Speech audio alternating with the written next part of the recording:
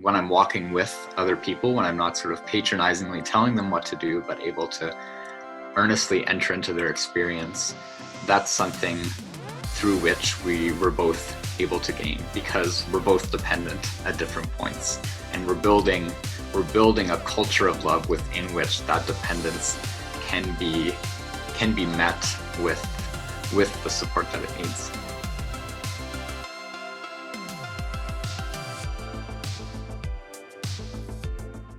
Welcome again to another show of Searching for Hope, where we continue to journey through seasons of uncertainty and experiences people have had and how they've found hope through those seasons. And what might it be that we can glean from that? How might we learn? Today, we're really excited to be joined by Isaac Schlegel. I got to know Isaac when he was a student at the school my wife taught at, Mennonite Collegiate Institute. He, in grade 12, was the student body president. He currently is a student at CMU. And he's here to share a little bit about his journey through some seasons of uncertainty, of darkness, and how he experienced hope through that, or how he's working to find hope through that. So, Isaac, we're really excited to have you join us. Welcome to the show. Thank you. It's good to join. Oh, fun. So the question I've been asking everybody as we get started is, what is it that makes you come alive? Well, it's a whole range of things. Being interviewed, for sure, is one of them. I can feel the energy coursing through my veins right now. But also music is one thing that's been really significant for me. That goes back to the aforementioned school where I learned to sing in groups and to be vulnerable enough to do that well. Storytelling is also something that's meant a lot to me from a young age, and something that I get to explore a little differently now as I'm studying at university, writing papers about the stories that really catch my attention. Cool. That's awesome. Music, vulnerability, MCI, even in those early years in grade 12, I can remember Isaac when you came to MCI and Isaac when you left, and there was like this, from being quite shy, I would say, to class president. What was it that, like, how did you kind of get to a point where you're so confident that you could be so vulnerable and put yourself out there to say, I'm willing to lead this place? I mean, that's a really good question, and it's one that I think about often. Part of it is still mysterious to me, that there are some sort of shifts in life that it's hard to ever feel like you really fully know what all went into them. But I know that part of it was the experience of support that I had at MCI, in terms of moving into a school environment that was a lot more free of difficulties with bullying and things of that sort in some places I've been before. Also just the support of teachers and the repeated encouragement from people to try out new things. And that often included things in the vein of performance. There's something in finding my place in that, which wasn't my own independent pulling up my bootstraps work, but really the work of seeing my place in the context of a larger community and what it was already up to in a certain way. And part of it too, I think, during that time period was just me learning what I enjoyed, and to be comfortable with accepting what I enjoyed, to not rely on sort of irony as a protective sort of layer around the things that I liked, but to be willing to earnestly say, no, I really do care about my life in the church and my life as a person who enjoys telling corny jokes, and like a whole range of things, from like very serious to like very like flimsy and frivolous, but to be able to accept all of that as part of who I am. That's important. Wow, yeah. Coming out of MCI, and I mean, now you're a student at CMU, am I correct? Or still? That's correct, yeah. In fact, I'm there right now on the residence. You are? Okay. Wow. You're Yeah, still allowed to be there? I am. Since it's an apartment, it's like functioning as an apartment space, so we're allowed to hang out for a while. Cool. That's With good. my roommate, Bryn freezing up. Shoutouts to Bryn. Nice. Um, so as a series, as a YouTube channel, as a show, we've been exploring seasons of uncertainty, and Mhm. part of that journey for us, I think, comes out of the season of uncertainty that I would argue the whole world is experiencing. Uh, Absolutely. and maybe the question is, how might we find people who have gone through seasons of uncertainty, and what might we learn about hope in that? Is there things we can learn about hope? And how might we find it? And so I'm curious if you'd be willing to share um, what what's a season of uncertainty that you're willing to share with us that um, that maybe at times it was hard to find hope, but eventually there was hope found. Mhm. One major season of uncertainty in my life came up when I was making the transition into middle school for the first time and the only time. I only did middle school once, but I remember I had always been someone who sort of kept to myself a lot as a kid, fairly shy, and that had been a fine thing and a healthy thing. But there was a point towards the end of grade 4 when I was finding it more and more difficult to be around people, even to find satisfaction in things that I used to find satisfaction in. Uh, it just became very difficult for me to find energy or sense of purpose. And life became very difficult for a while. And what ended up happening was I ended up going and I ended up seeing a group of different mental health specialists, the ones you could find who are able to work with people at my age in my southern Manitoban area where I was living.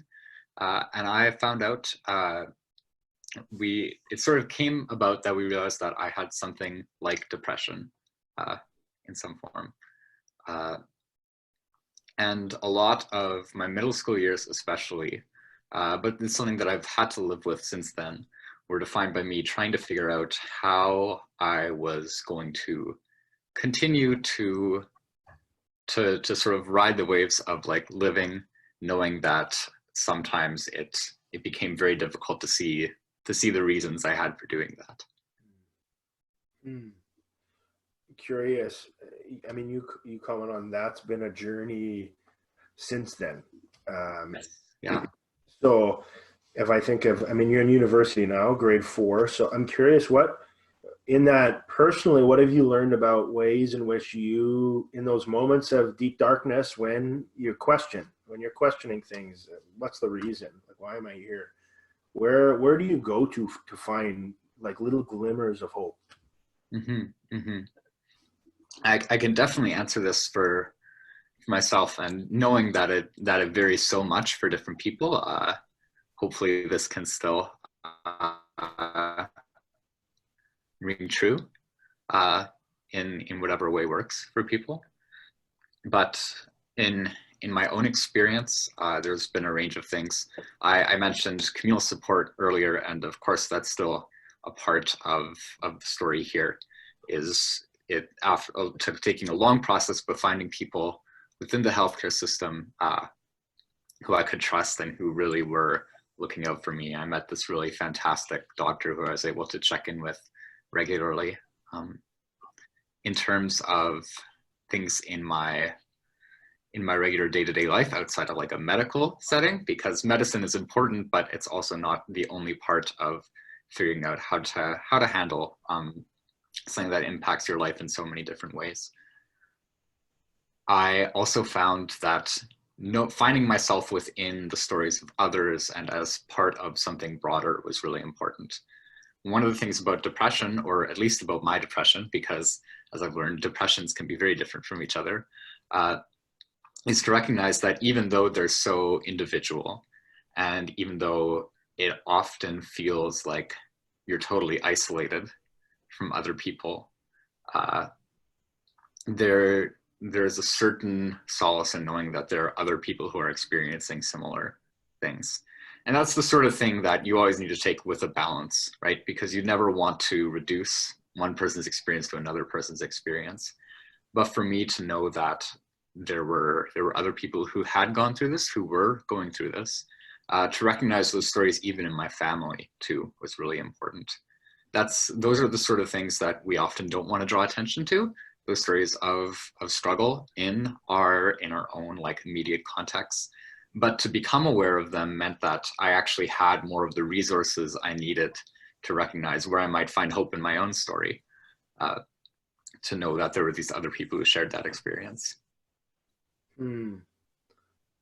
Thanks for sharing, Isaac. I mean, I think you acknowledge that. I mean, everybody's journey with it is different. And so even just sharing your own is a reminder of what your story was. And maybe there's someone who connects, maybe someone connects in a small way, but yeah, I just appreciate your willingness to share that.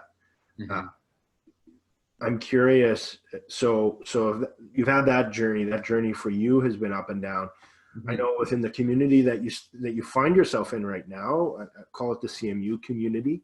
Mm-hmm. The last year and a half has had some real instances of darkness and heaviness for students and or the community, and in many ways very connected to mental health. I'm curious, is there something, how have you coped with that? How have you coped with others? Is there something you've learned from your own journey that's allowed you to cope, or maybe even help others cope with it? That's a lot of questions in one, but yeah, curious what that's been like for this last, I probably about 15 months. Yeah, you're right to say that in the last year and a half, it's become definitely a lot more visible on campus here at CMU, that we are, along with many other post-secondary institutions in the country, following this pattern of people finding more stress in their studies and realizing that mental health is something that really is this shared struggle for a lot of our students here, and trying to figure out how we can navigate that and how we can live well through that.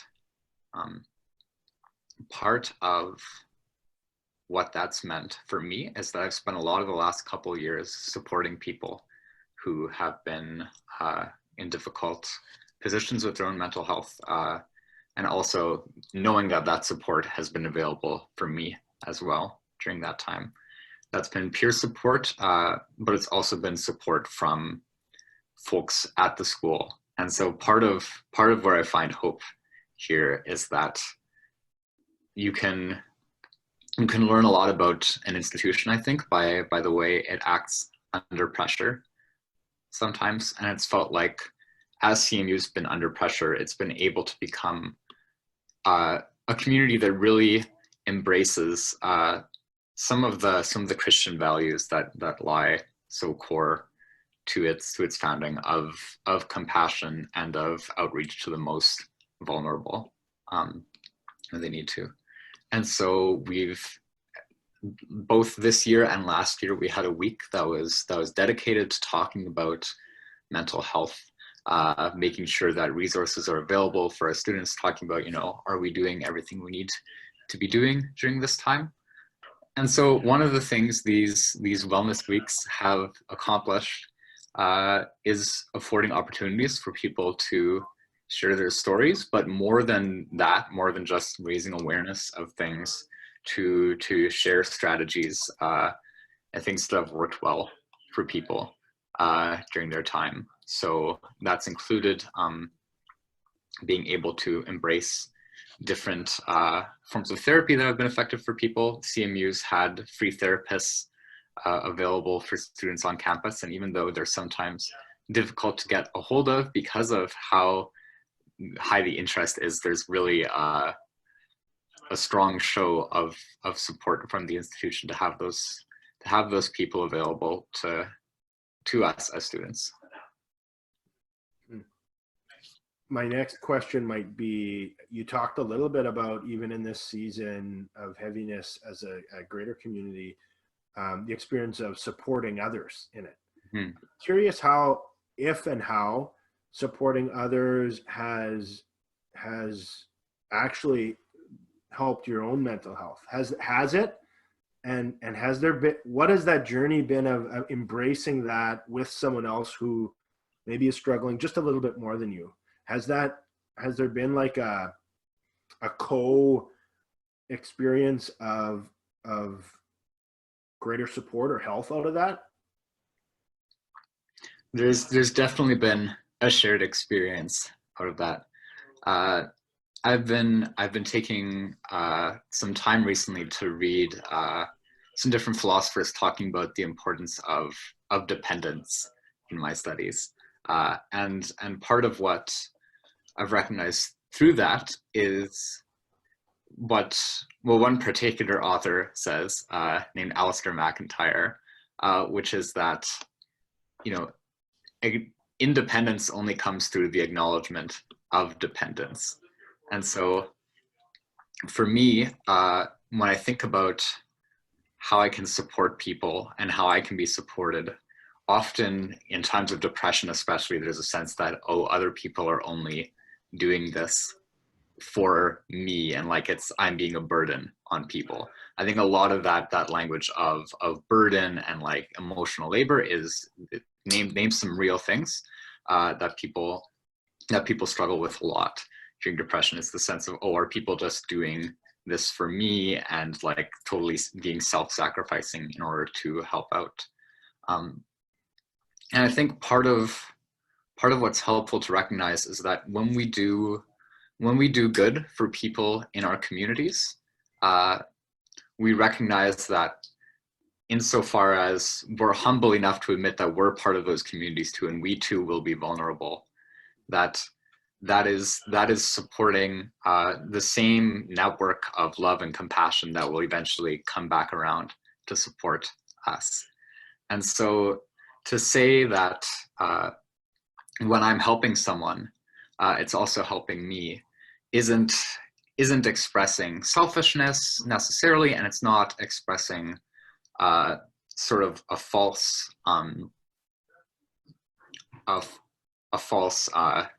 charity that pretends that somehow we don't also need charity for ourselves. But for me, in recognizing that when I'm walking with other people, when I'm not sort of patronizingly telling them what to do, but able to earnestly enter into their experience, that's something through which we're both able to gain, because we're both dependent at different points, and we're building a culture of love within which that dependence can be met with the support that it needs.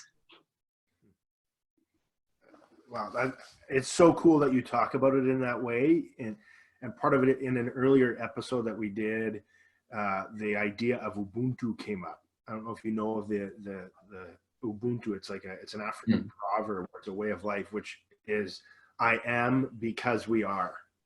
Which is this interdependence. Like, I cannot be fully Isaac or Paul unless I am surrounded by a group of people, because it's with each other that we become our best and most real self. Which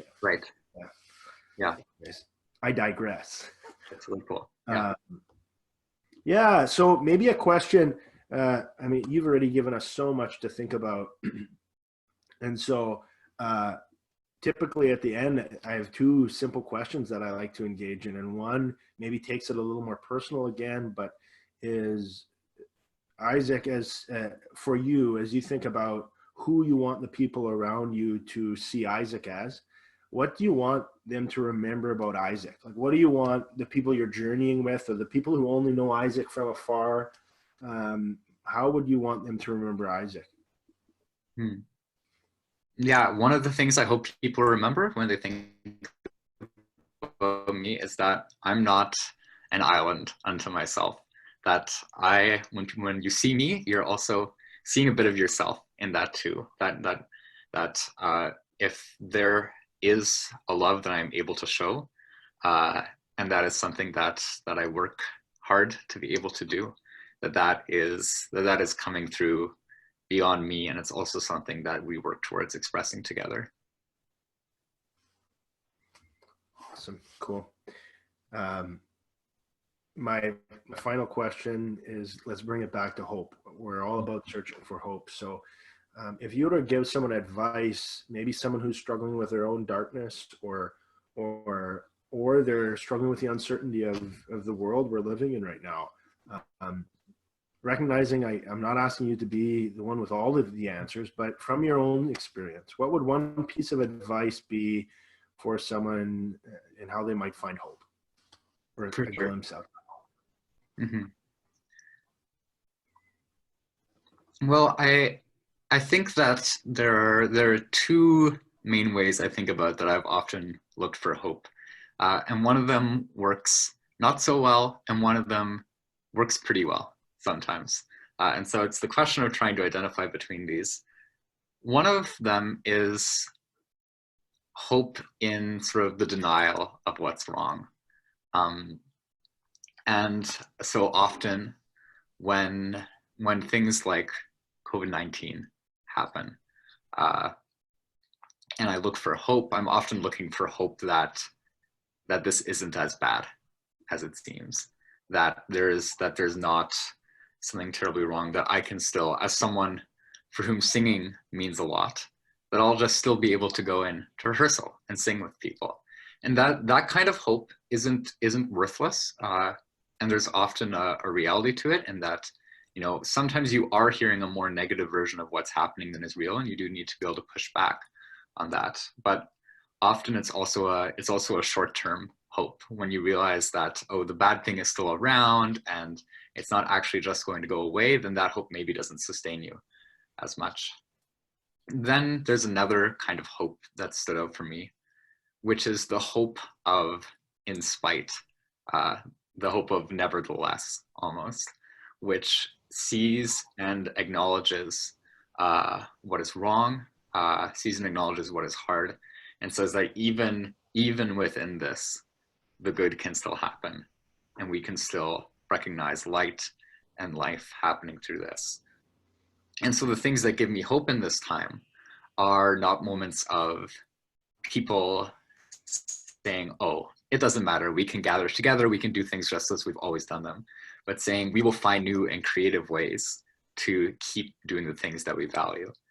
And so when I see a choir my brother is in, the Prairie Voices, put out a video of them all singing together over video calls, and like splicing together all their different audio clips and finding ways to still have this like profound experience, but do it in new ways, or even to be on a call like this where we're finding new ways to give people the sort of needs that they still have in a time like this, and saying that, yes, we acknowledge that this pain is real, but we find hope in the fact that there's a resilience to love and to the spirit of care that we're able to show that can work creatively and fluidly in all these different situations.